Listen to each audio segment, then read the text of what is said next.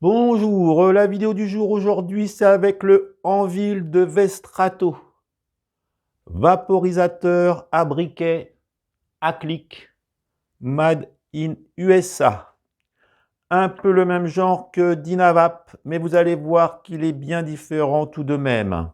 Et bien sûr, on fera comme d'habitude un test vapeur. Grosse vapeur à la clé, en milieu de vidéo, je pense. Alors, voyons voir ce qu'il a dans le ventre. On va commencer par en faire le tour pour bien comprendre le système de chauffe, le système d'airflow. Et donc, nous allons le démonter. Grosse différence avec Dynavap. Et du coup, ça apporte vraiment un gros plus. Alors, le démontage. On va y aller. Nous allons commencer par un côté. Donc, je peux déjà vous le faire voir pour ceux qui ne le connaissent pas. Voilà. Donc, l'embout buccal. Embout buccal, 10 et 14 mm. On va en reparler, ça fonctionne très bien avec les appareils à eau. C'est même recommandé, optimisé. On va en reparler. Donc, il se dévisse. Et là, nous avons l'embout buccal. Il existe maintenant un embout buccal plus grand pour rafraîchir plus la vapeur. Je pense qu'il va y avoir de petit à petit plein d'accessoires qui vont arriver, je pense. Embout buccal. Nous avons après le bouclier thermique. Ils appellent ça comme ça, qui se dévisse aussi.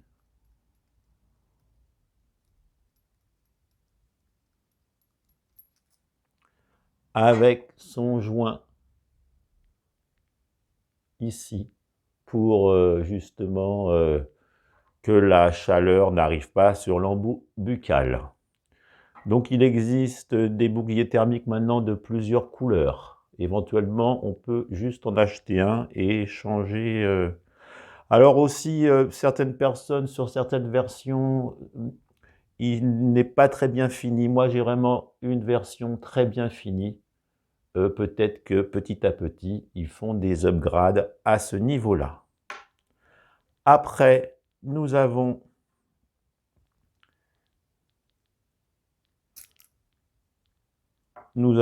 voir de ce côté-là. Nous avons donc le cap qui sert aussi de bol. Avec une grille, on peut adapter Dynavap, je crois. En titane aussi, je crois. Et vous allez voir, là-dedans, il y a la capsule qui clique. Et puis, vous voyez, nous avons aussi l'airflow. Nous allons en parler, l'arrivée d'air plutôt.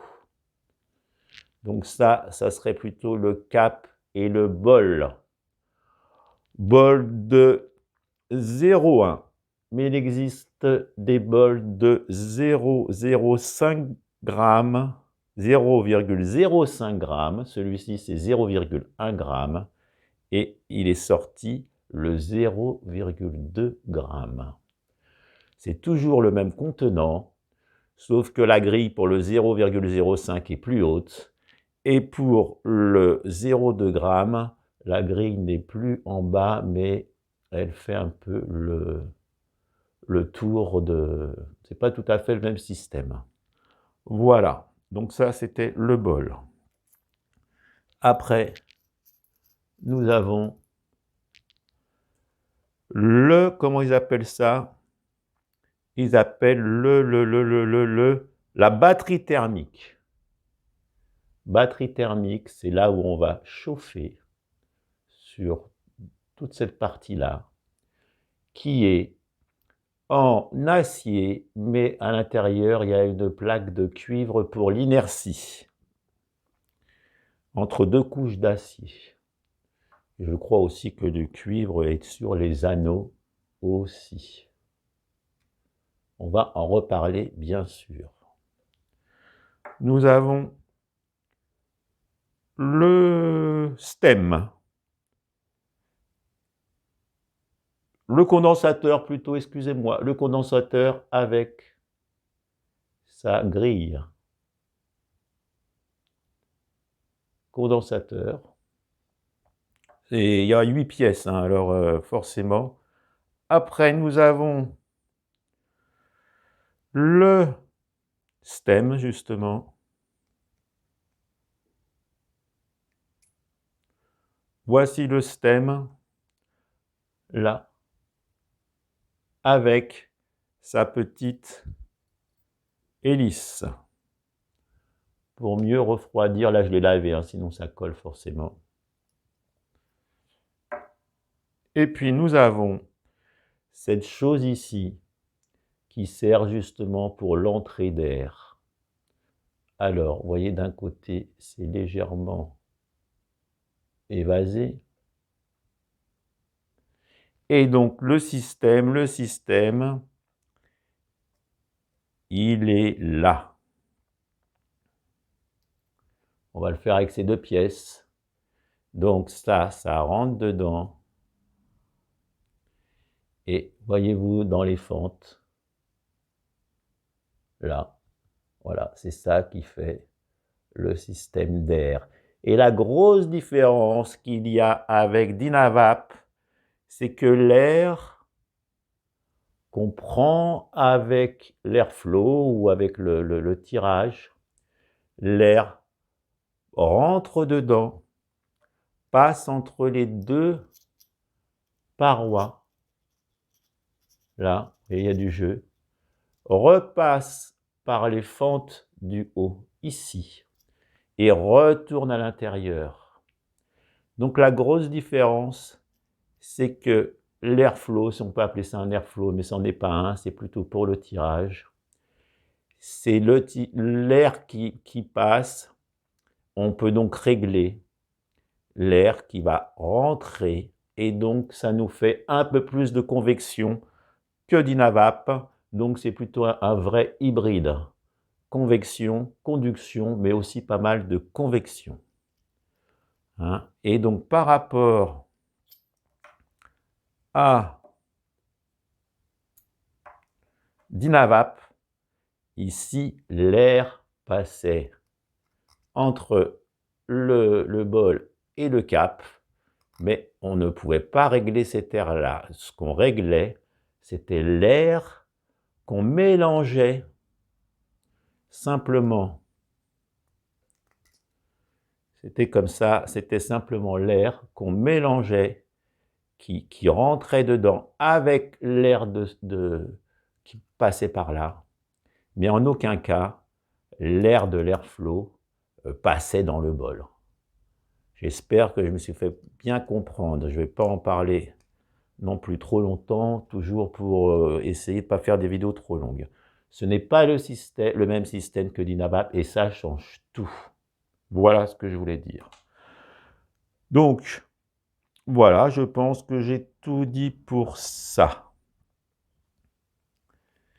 Ça marche, ça marche. Voilà, c'est un vrai hybride. Et donc après, nous allons parler de la chauffe. Je le remonte, on le remonte. Donc pour le remonter, nous mettons... Alors je tiens à dire que j'ai fait des essais. Ce n'est pas moi, c'est un ami qui m'avait prêté déjà le Revolt, un Smirel. Maintenant, il me prête celui-ci, un ami, 2 vers chez moi. Je l'emprunte pas longtemps. En plus, il vient de l'avoir depuis une semaine. Et moi, j'ai fait des essais, une journée, une soirée. Je ne suis pas un champion du monde sur ce encore. Hein. Bien sûr, il faut plus d'essais pour mieux... Mais bon, j'ai déjà ma petite idée, bien sûr. Donc là, on remet dans le stem l'hélice. On peut remettre le bouclier thermique qui se visse. Et on essaye de faire vite. Alors moi, vraiment, il est bien usiné, hein. On remet donc l'embout buccal. Voilà. Après, nous remettons le système airflow évasé d'un côté, justement. Alors là, il y a un petit réglage. On le visse jusqu'au deuxième joint, un petit peu plus que le deuxième joint qui est là. Voilà. Après, nous remettons c'est quoi ça? Le condensateur dans son logement. Pardon. Voilà. Nous refermons le cap qui se visse. Voilà. Et là, nous enfonçons le système. Voilà. Et là, comme vous voyez, j'espère, il y a un petit trait pour justement voir où on en est. Nous allons faire, et donc après, nous le réglons.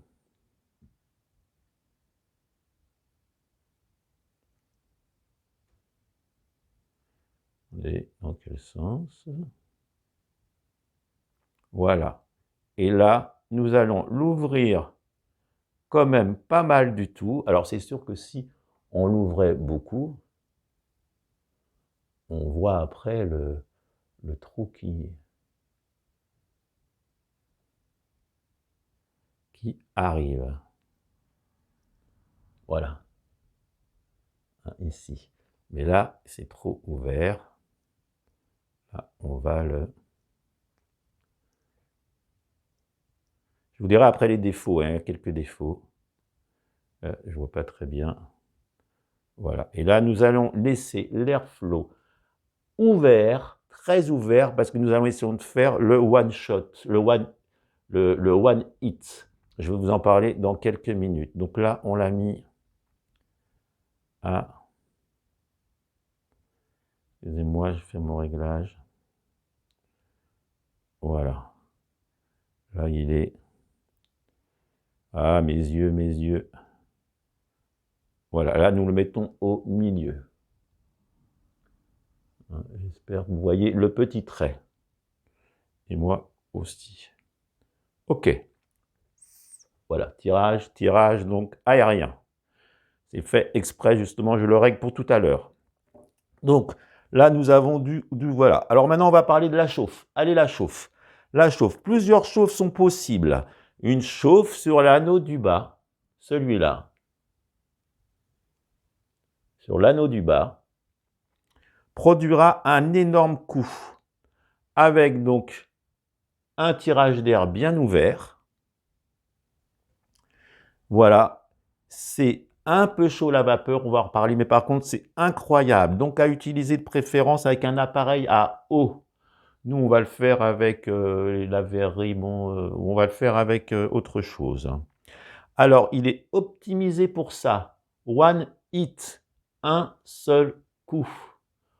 On peut donc avec une longue aspiration descendre tout le bol de 0,1. C'est ce que nous allons faire. Ils appellent ça optimisé pour le red line. Red line, je crois, le fil rouge, one hit, optimisé pour ça. Ou bien, on peut aussi, grâce à sa grande inertie avec le cuivre, faire 4 ou 5 tafs d'affilée. Dinavap, il fallait presque le réchauffer à chaque fois. Et là, on peut faire 4 à 5 tafs sans eau, sans aspirer moins longtemps, en aspirant moins longtemps.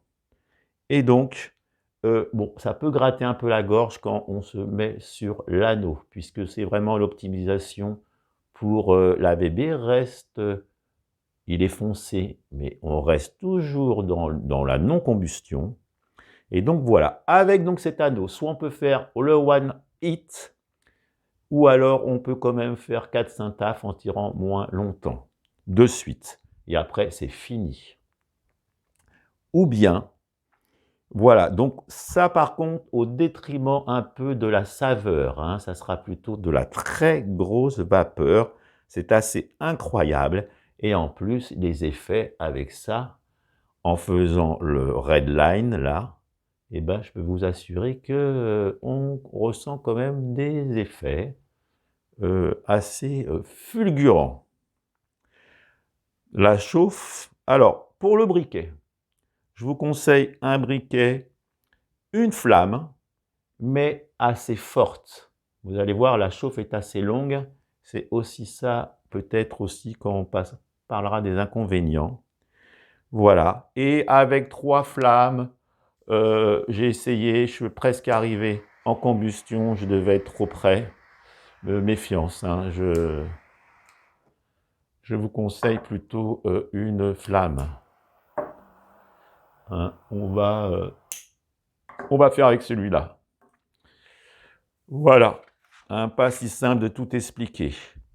Alors, si on veut faire une chauffe moins agressive, pour avoir 5-6 tafs de suite, on peut aller sur l'autre rondelle. Pas la grosse, mais la petite qui est là. Alors, ce n'est pas très intéressant après de refaire une chauffe quand on est vers le bas, parce que c'est un one shot, comme ils disent. C'est vraiment un seul tir, je crois que ça veut dire. Donc, dans tous les cas, en principe, on chauffe une fois, soit, comme je vous dis, mais alors, si on est sur l'autre anneau, et moi je trouve que c'est pas mal aussi, c'est 5-6 tafs à la suite, et c'est fini. Et si après, au milieu ou sur le bout, on peut aussi, et là, on a plus de saveur, c'est un peu comme Dynavap, hein, et éventuellement, après le déclic, on peut essayer de refaire une chauffe, puisque si on est au milieu ou plus vers le bout, l'AVB sera encore vert ou assez clair. Alors attention, hein, il reste chaud longtemps, et après le déclic, hein, il existe un outil spécial pour dévisser le capuchon. Alors moi, soit j'ai pris un aimant, vous allez voir ça, ça permet après le déclic de pouvoir enlever son AVB, enlever son AVB, et puis en remettre. Ou alors, bien sûr, hein, avec un débouleur, ça fonctionne aussi. Puisque... non, c'est pas comme ça sert à rien. C'est là. Mais on peut aussi le faire avec un... Et voilà, il est fermé avec un débouleur. Voilà, donc on va... bon, bah voilà, là c'est fait. Hein. On va maintenant passer au remplissage. Alors, le remplissage... Pas de souci, toujours avec mon mélange fétiche. Donc le remplissage, comme c'est quand même assez convection, on ne tasse pas trop. Et puis, un petit aussi qu'il faut faire attention, c'est de ne pas le remplir à ras-bord. Hein, puisque ça peut gêner pour la convection, et en plus je crois, j'ai cru comprendre que ça pouvait pousser le système airflow. Et du coup, vous voyez, je suis à ras, mais pas complètement à ras. Voilà, et pas trop tassé. Bon, j'espère que ça va aller hein, après. Hein, c'est toujours un peu... je vais aussi vous dire autre chose après. Hein, alors, ne pas trop tasser, voilà, laisser un petit espace, on l'a fait. Alors, pour la chauffe, il faut faire des essais. Et suivant l'intensité de son briquet, pour le one hit, le red line, il est préférable de faire une chauffe de 30 à 40 secondes, je crois. Donc, il faut trouver la flamme correspondante hein, pour vraiment avoir l'optimisation. Mais bon, après quelques réglages, on y arrive. Hein. Et puis, ce qui est assez bien, c'est que ça, c'est assez après constant. La BB sera toujours le même, pas de différence entre deux coups. Une fois calé, ça ne varie pas. Ça ne varie plus. Ce n'est pas comme Dynavap où parfois c'est plus fond. Là, en principe, quand on sait où chauffer, avec sa flamme, après, quand on est calé, on est calé. Donc là, voilà. Donc on s'est mis un airflow pour faire un one hit assez important. Hein, donc l'air là, va passer entre les deux, comme je vous disais, et va revenir. Ici, il n'y a pas de trou, parce que ce n'est pas le même système. Hein, je viens de vous en parler. Voilà, et donc en plus, la chauffe est très uniforme. Comme il y a une couche de cuivre, vraiment de haut en bas, c'est vraiment le même AVB. Hein, il n'y a pas parfois sur Dynavap, le haut était plus foncé que le bas ou des choses comme ça. Donc là, nous allons faire sûrement 3-4 taves, j'espère. Et puis, pour ne pas m'arracher, et vu que je ne prends pas mes appareils à eau, je vais me servir de ça, pas mal. Peut-être je ferai même une vidéo avec. C'est un bubbleur, mais qu'on peut lancer sur la tête de son collègue s'il nous énerve. Non, je blague. Allez, hop. Donc, on va y aller. Allez, on va chauffer. Alors, on y va. Donc là, je vais faire une chauffe. Donc, on aurait pu faire, comme je vous l'ai dit, faire moins agressif. Là, nous allons faire une chauffe sur l'anneau. Vous allez voir, c'est assez long. Le clic est assez faible. Et par contre, quand ça déclic en 2 fois. Et ça clique en une fois. Ou alors, enfin bon, ça, c'est encore à voir par rapport aux pastilles, comment elles sont. Et donc, on y va. Allez, je me mets bien. Donc, un jet, mais assez fort. Et là, et bien sûr, on ne tourne plus. On prend l'habitude de tourner, mais non. Et là, voyez-vous, ouais, ça marche. Et là, donc, une flamme assez forte sur l'anneau du bas pour le one hit. Il est optimisé pour ça. Alors, bien sûr, j'aurais pu le mettre dans ma main, prendre une flamme à un briquet coudé. Là, on va faire comme ça. Alors, c'est assez long, hein. Je vous dirai un peu après les inconvénients. Donc là, avec un chronomètre, il ne faut pas trop dépasser les 45 secondes. Mais bon, hein, il faut se caler et puis... Voilà, il a claqué. Là, on va le mettre là-dedans. Et on y va.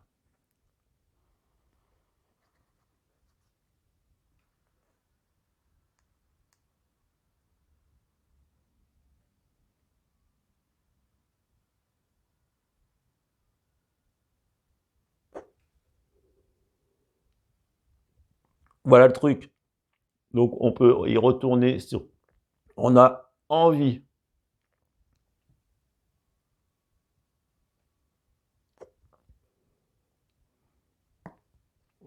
Et donc, là, quand même, il faut vraiment avoir l'appareil à eau. Hein. Vous avez vu, ça cartonne. On peut encore y aller, je pense.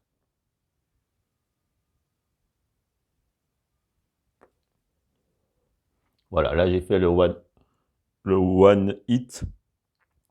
Si j'avais fait sur l'autre anneau, j'aurais eu 4 ou 5 tafs à faire dans la minute, enfin dans les 20-30 secondes, sans souci. On va entendre le déclic peut-être, en le mettant un peu par là, parce que ça déclic quand même. Alors on pourrait mettre l'aimant, l'enlever, et puis, mais bon, mieux vaut peut-être attendre le déclic. Le corps reste encore chaud, là, la batterie, et puis du coup, on peut recharger, remettre, et du coup, peut-être qu'on attend un petit peu moins longtemps que le premier. On va aller voir la VB, j'attends le déclic. Donc c'est chaud, ça chauffe un petit peu quand même. Bon, ça va, hein, mais peut-être qu'avec beaucoup d'utilisation, si on attend moins. Et donc là, voilà, là j'avais mis donc une grosse ouverture d'air pour que ça cartonne. Avec un peu moins d'air et en chauffant moins sur la... Je crois qu'il est appliqué là. Moins sur la rondelle, eh bien, c'est plus pareil. On fait 4-5 tafs. Et donc, moi, je sais que je préfère. Là, je l'ai fait pour la vidéo comme ça. Bon, le déclic, je crois que je l'ai entendu.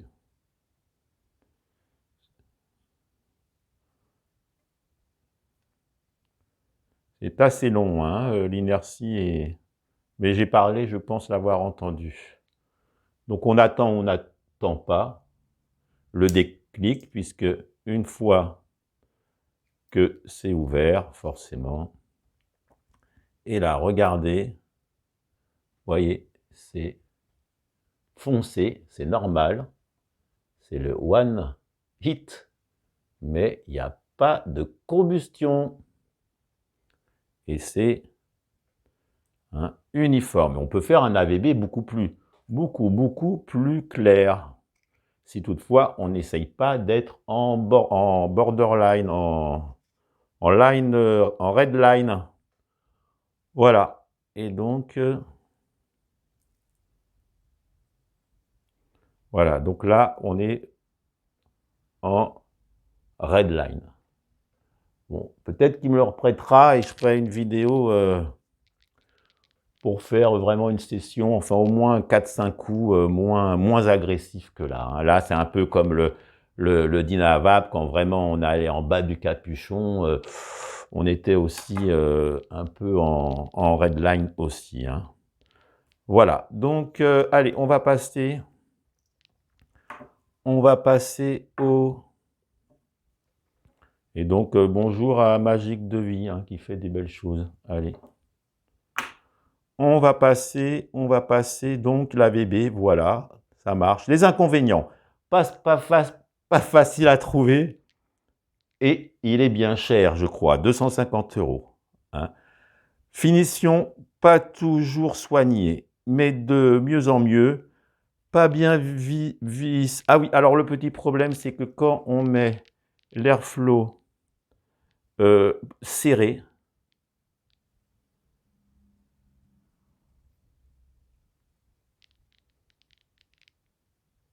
voilà, donc là on est serré. Le problème, c'est qu'il est mal, il tient plus, il tient mais beaucoup moins bien que s'il est au milieu. Donc ça, c'est le petit problème aussi.